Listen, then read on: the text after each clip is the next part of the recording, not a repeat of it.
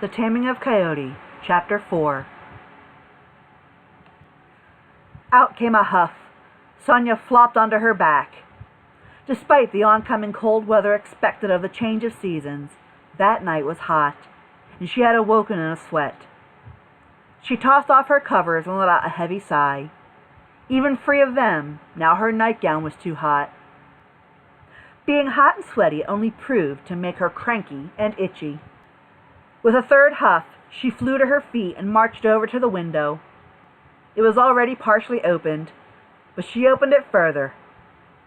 It did no good. The night was so still. Not even the slightest breeze was present. The absence of any relief only proved to make her even more disagreeable. However, since she was up, curiosity set in. A part of her wanted to see the rogue that she had seen before, yet another part of her was afraid to see him again.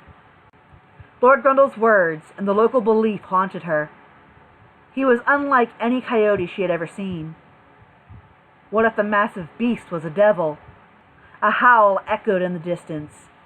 It was he. She just knew it had to be him. She would never forget that ghostly voice. High-pitched howls cried after him. There was more than one. He had company, and they were in the village. Loud animal cries came in squeals. They were in the pasture. Sonia, without a second thought, hopped out of her window, and she took to a run as soon as her feet hit the grass. She followed the sound. She felt her chest tighten as the noises grew louder. Shadows soon came into view, and blurs soon came into focus. "No!" she screamed as 6 coyotes rushed back and forth through the herd of goats. The cattle tried to charge at the beasts, but still, the carnivores persisted. "Get out of here!" Out of nowhere, a coyote crashed into her and sent her tumbling to the ground. The coyote's intention wasn't quite clear. Was it on purpose, or was it an accident? He shook his head and stumbled on his feet as he tried to become oriented once again. He glanced down at Sonia. He made no reaction at first. Perhaps he was surprised to see a child at this time of night way out in the pasture. That wasn't a usual sight. However, then he let out a snarl.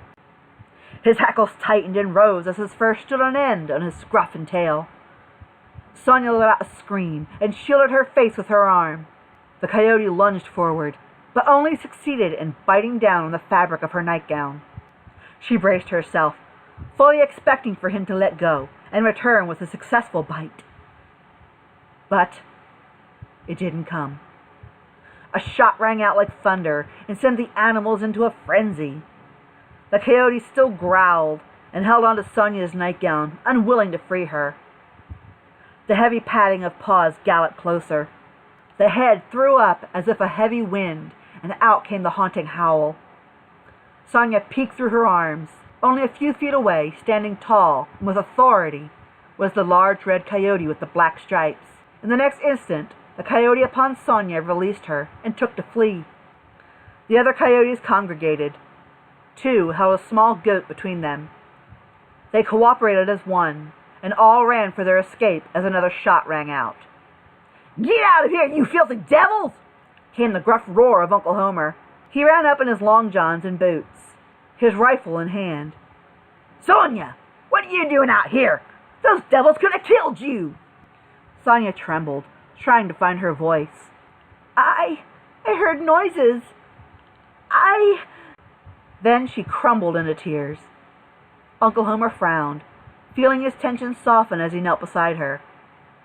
"Don't you fret now, Sonia. I've done run them devils off for now. Better they be running off with a goat than you." "I'm sorry," she sobbed. "Calm down. Just calm down. It's all over for now. Let's go home and get some rest. This is far too much excitement for one night."